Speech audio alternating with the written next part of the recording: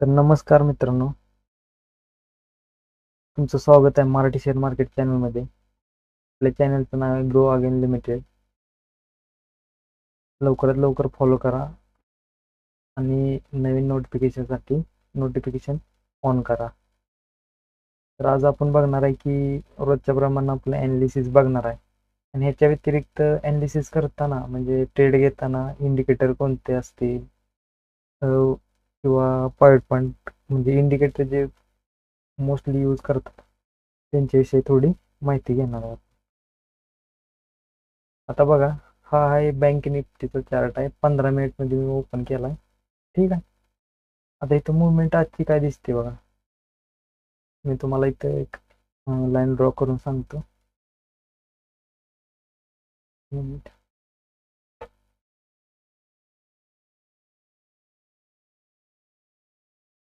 इथं बघा, ही आहे पहिली कॅन्डल. ही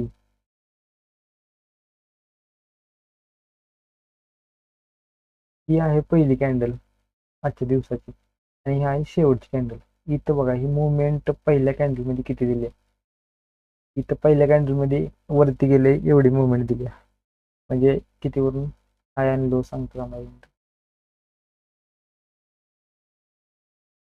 इथं बघा, एक कॅन्डलवर गेलं का नाही, इथं असं 15 मिनिटच्या साईडला जे दिसते ओपन, हाय, लो आणि क्लोज कितीला झाले. ठीक आहे. आणि ह्याचा ओपन कितीला झालाय, 57,376 ओपन झालाय.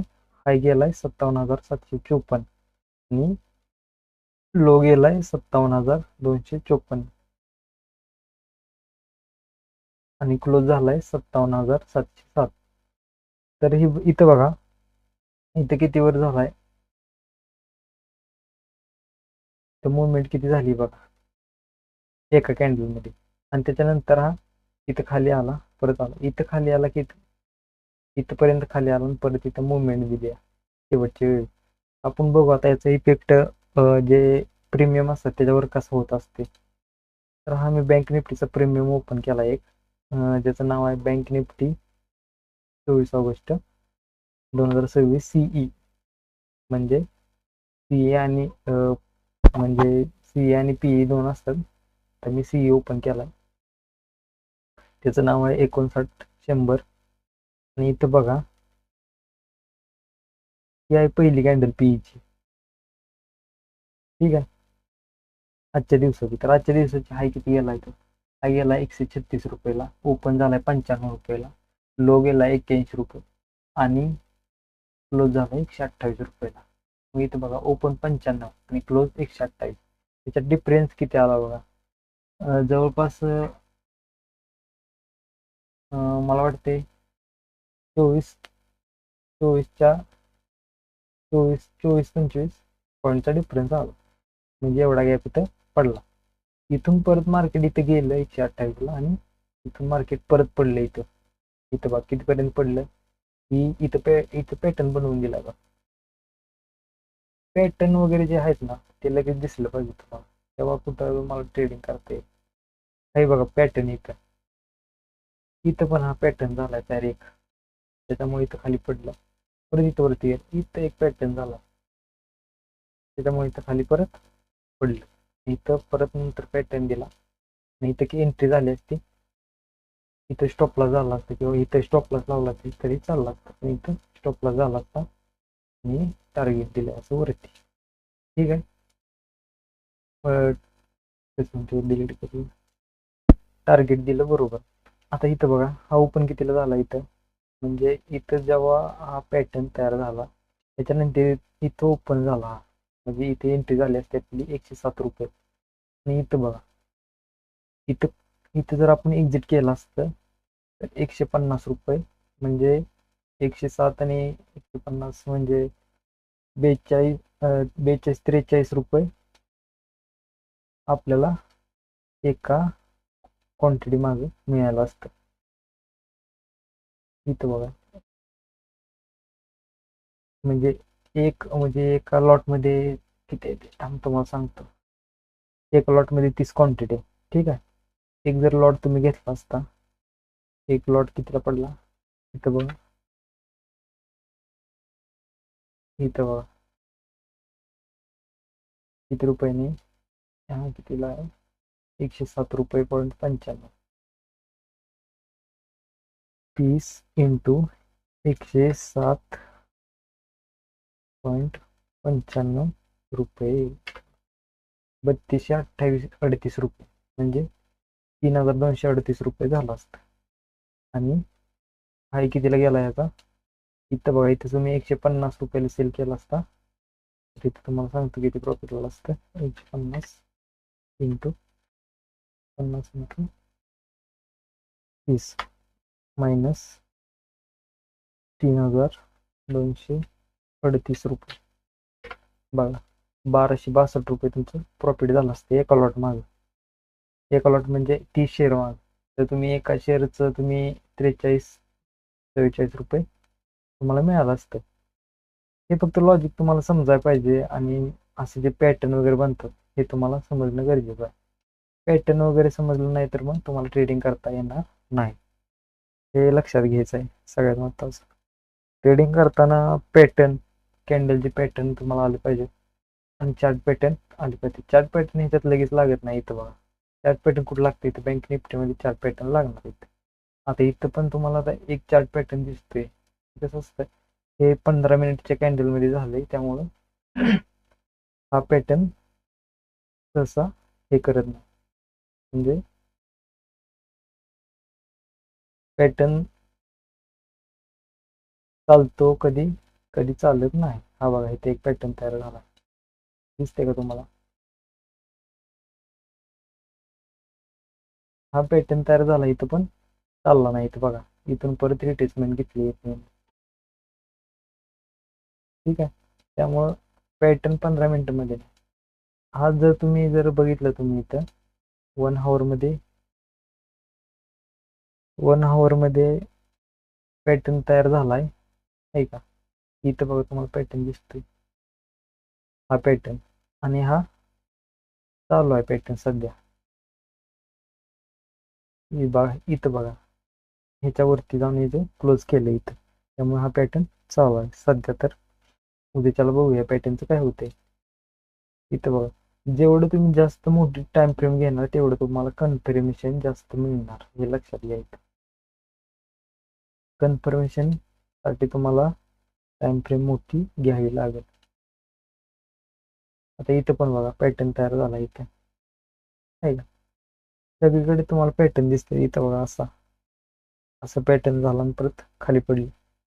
पॅटर्न सगळीकडे तयार होतात, तेवढं तुम्हाला तुमचं बघणं गरजेचं आहे, पॅटर्न कोणता पॅटर्न आहे कोणता नाही. आणि आज मी तुम्हाला सांगणार आहे की इंडिकेटर कोणते कोणते मोस्ट वापरायचं, म्हणजे चांगलं आहेत आणि तुम्हाला ट्रेडिंग समजू शकते अशी. आज आपण 2 इंडिकेटर बघणार आहे. सगळ्यात महत्त्वाचं हे मला डिलीट करू द्या. 2 इंडिकेटर बघणार आहे आज आपण. बघा व्हॉल्यूम दिली ती RSI आहे, तर इकडे बघा 2 इंडिकेटर बघणार आहे. एक तर मुव्हिंग ॲव्हरेज बघणार आहे, आणि दुसरं म्हणजे RSI, रिलेटिव्ह स्ट्रेंथ इंडेक्स. हे 2 इंडेक्स बघणार आहे, आणि व्हॉल्यूम पण तुम्हाला थोडं समजून सांगणार आहे, कारण व्हॉल्यूम एवढं गरजेचं नाही. व्हॉल्यूम म्हणजे काय हे तुम्हाला समजलं पाहिजे फक्त, ठीक आहे. पहिल्यांदा आपण नेहमी रोमन आपलं सपोर्ट आणि रेजिस्टन्स आखून घेऊया आपल्या रोजच्या प्रमाणे, ठीक आहे. हे बघा, हे जे आखलेलं मी जे तयार केलेलं ते डिलीट करतो आधी, कारण हे मला कंटिन्यू लागतं ना, तर ठेवलेलं तुम्ही. आता इथं बघा,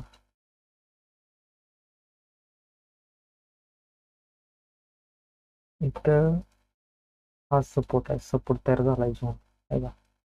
हा पण सपोर्टच आहे इथं, हा बघा, ठीक आहे.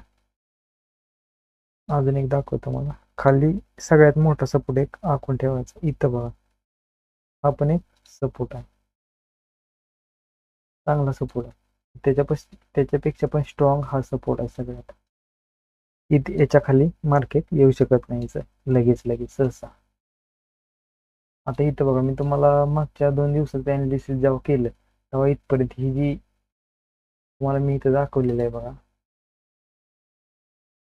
हे बघा, की तुम्हाला इथं रेजिस्टन्स दाखवला होता. ह्या एकच मिनिट इथे लिहून तुम्हाला दाखवतो डायरेक्ट.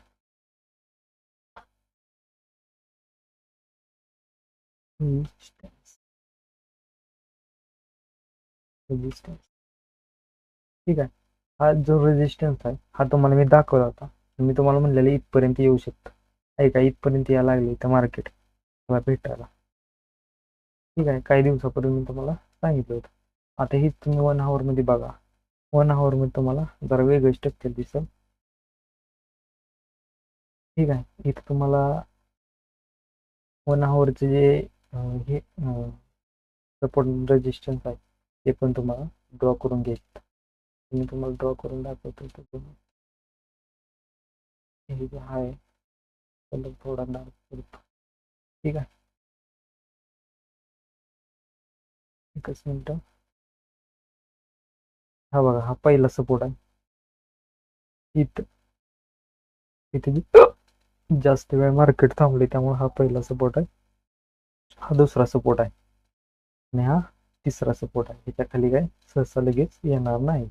येऊ शकतं मोठ्या टाइम फ्रेम प्रमाणे येऊ शकतं, पण त्याला खूप दिवस किंवा खूप महिने लागू शकतात.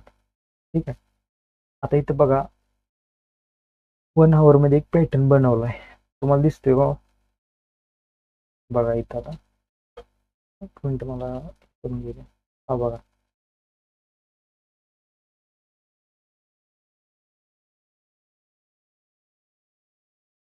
हा बघा दिसतोय का तुम्हाला पॅटर्न?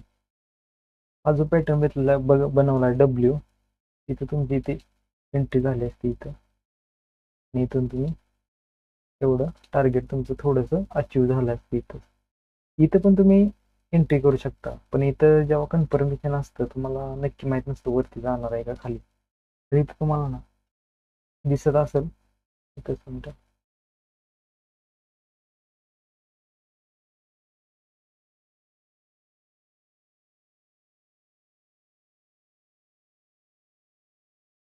इथं बघा, इथं बघा आपण हे इथं पॅटर्न एक फिल केलाय त्यांनी, त्यामुळं इथून मार्केट वरती गेलं. इथं असं इथं बघा हॅमर बनलाय. आधी ते इन्व्हर्टर हॅमर बनलेला, पण इन्व्हर्टेड हॅमरचा काय फायदा नाही झाला. त्यानंतर हॅमर दिला आणि मग मार्केट वरती गेलं साईडला. तसंच इथं पण एक पॅटर्न बनवला. इथं आपला बुलिश इंगल्फिंग बनवला नेहमीप्रमाणे. जास्त करून याच्यामध्ये बुलिश इंगल्फिंग बनतं, कारण हा ग्लोबलचा गोल्ड चार्ट असल्यामुळं बुलिश इंगल्फिंग इथं जास्त बनतं याच्यामध्ये. आणि बुलिश इंगल्फिंग बनवला आणि इथं मार्केट साईडला मुवमेंट दिली आहे. फक्त इथं तुम्हाला फाइंड करता आलं पाहिजे कोणता पॅटर्न आहे कोणता नाही. ठीक आहे, आणि इथून आता अप साईडला मुवमेंट देते. ठीक आहे, 15 मिनिटाचं काय फरक असतो माहिती आहे? जेव्हा तुम्ही 15 मिनिटं टाइम फ्रेम वापरता तेव्हा एंट्री करायला तुम्हाला बरोबर मिळते, म्हणून 15 मिनिटं वापरावी. आता इथं बघा, पहिल्यांदा इथं कोणता पॅटर्न तयार झाला तुम्ही एकदा लक्ष द्या. 1 hour मध्ये इथं रेजिस्टन्स दाखवलं, म्हणजे सपोर्ट दाखवलं होतं, रेजिस्टन्स सॉरी सपोर्ट दाखवलं होता. आणि इथं बघा तुम्ही इथे एक रेड कॅन्डल तयार झाली, इथं दिसते का तुम्हाला? इथे एक रेड कॅन्डल तयार झाली आणि त्याच्यानंतर इथं बुलिश कॅन्डल तयार झाली. जे तुम्ही त्याला बुलिश म्हणजे बुलिश पिअर्सिंग किंवा म्हणू शकता, किंवा बुलिश हरामी म्हणू शकता, म्हणजे दोन्ही पण इथं पॅटर्न त्याला म्हणू शकता. तर इथं जर बघा ह्याच्या लेवलमध्ये ओपन झाली, त्याच्यामुळे ह्याला दोन्ही पण कॅन्डल कुठली पण म्हणू शकतो. आणि बुलिश पिअर्सिंग का म्हणलं, हे 50% पेक्षा जास्त वरती क्लोज झाले म्हणून बुलिश पिअर्सिंग म्हटलं. त्याच्यानंतर साईडला मुवमेंट दिली चांगली. ही बघा इथं असं इथून इथून इथून इथपर्यंत अशी मुवमेंट दिलेली आहे. ठीक आहे,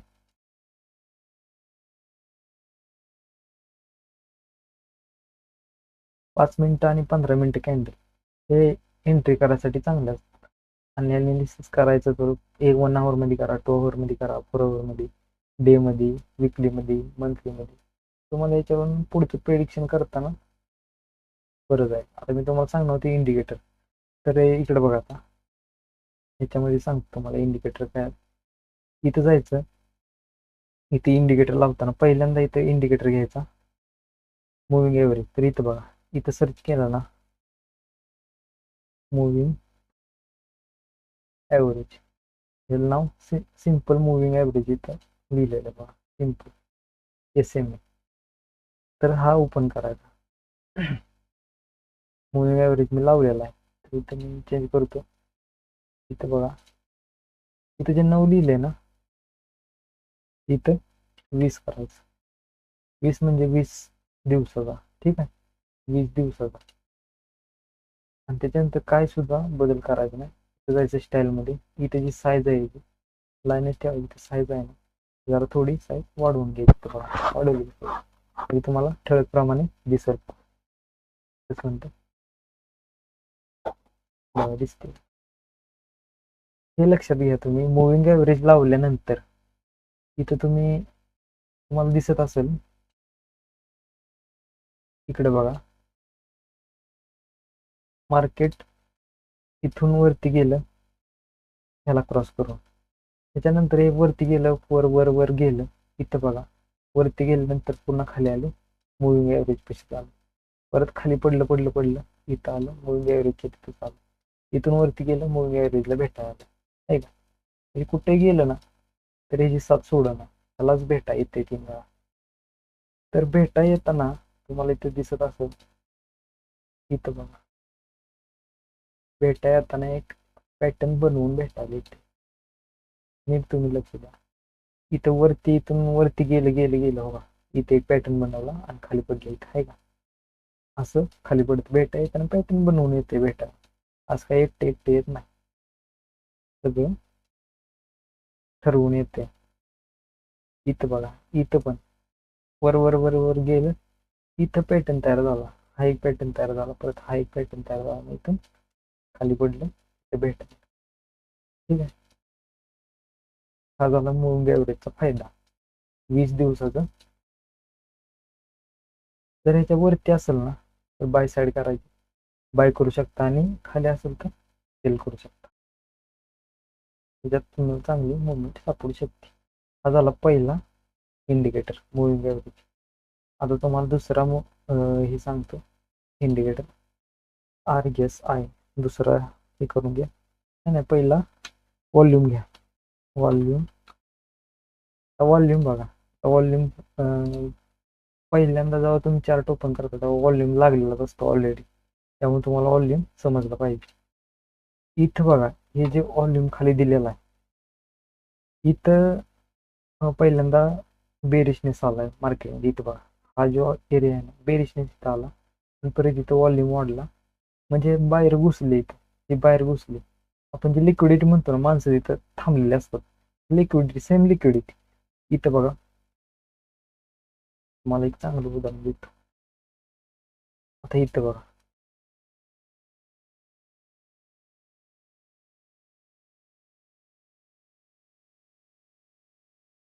इथं बघा, इथं इथं बेरिशनेस होता मार्केटमध्ये, खाली पडलं पडलं इथे दिसतंय बघा, इथं खाली पडलं पडलं इथे एक पॅटर्न बनवला आहे का, आणि इथून मार्केट अप साईडला मूव्ह झालं. मूव्ह झाले अप साईडला, मूव्ह काय झाले तर इथं बघा, मूव्ह होताना लिक्विडिटी वाढली, म्हणजे इथे बाहेरची संख्या वाढली, आणि बाहेरची संख्या वाढल्यामुळे मार्केट वरती गेलं. इथं बघा दिसतंय तुम्हाला. त्याच्यानंतर खाली पडताना पण बाहेरची संख्या कमी झाली, सेलिंगची संख्या, सेलरवाल्यांची संख्या जास्त वाढली म्हणून खाली पडली, म्हणजे इथं दिसते तुम्हाला. इथं जर तुम्ही याच्यावर क्लिक केलं ना, दिसत पण पहिलं तर दिसत असेल. इथं इथं तुम्हाला दाखवता बघा, हे बघा, इथं इथं बघा दिसतंय, इथं 5.72 बघा दिसत होतं. मिनटं 5.72 के 5.8 के, इथं बघा संख्या दिसते, किती आहेत, किती ऍक्टिव्ह आहेत, किती याच्यात आहे. आणि लाल दिसलं ना तर इथं बेरिशनेस आहे, आणि इथं ग्रीन झालं तर बुलिशनेस आहे. एवढं लक्षात आलं पाहिजे. आता तिसरा इंडिकेटर आहे ज्याचं नाव आहे RSI. RSI RSI relative strength index. आता हा इंडिकेटर लावल्यानंतर महत्वाचं म्हणजे समजलं पाहिजे तुम्हाला. हा जो इंडिकेटर आहे इथं बघा, वॉल्यूम इथं मी डिलीट करतो, नाही असू द्या वॉल्यूम. इथं बघा सेटिंग, हे राहू दे 14च, काय अडचण नाही ते लेंथ वगैरे. तुम्ही ते चेंजेस वगैरे करू शकता. याचं काय आहे, इथं बघा RSI अपर बँड लिहिलेला आहे. अपर बँड म्हणजे तुम्हाला डायरेक्ट दाखवतो.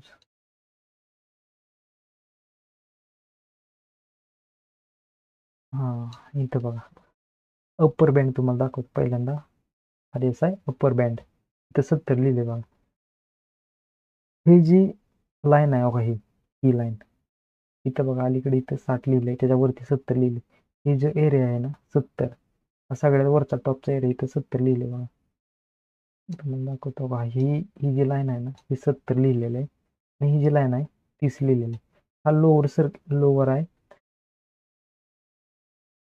लोअर बँड आहे, आणि हा अप्पर बँड आहे.